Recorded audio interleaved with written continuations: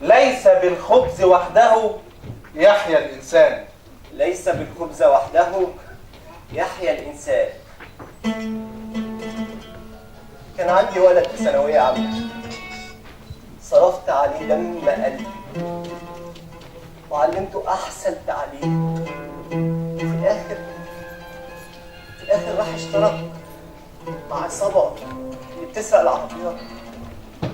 الحبس. ليه كده يا ابني؟ ليه يا ابني؟ ده انت أول فرحتي. ليه يا ابني؟ أنا ما بخلتش عليك بحاجة. أدفع نص عمري وأشوفك تاني. أدفع نص عمري وأخدك في حضني.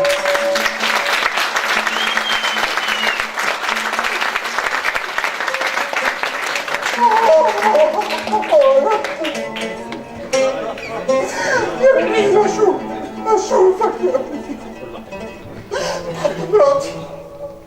حتى مراتي اللي عشت معاها أحلى سنين عمري سابت لي ولدين صغيرين وهربت. مجرمة. لا، واقعية. الإجرام هو اللي أنا كنت بعمله فيها.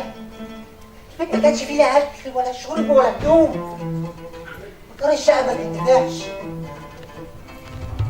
اتلزق بالديان. الولدين سقطوا في أولى إعدادي وخرجوا من المدارس. تصور 6 سنين تعليم في ابتدائي وبعدين يخرجوا مش عارفين حرف واحد. يا عزيزي، يا عزيزي، انت عارف كل ده راجع لإيه؟ راجع لإيه؟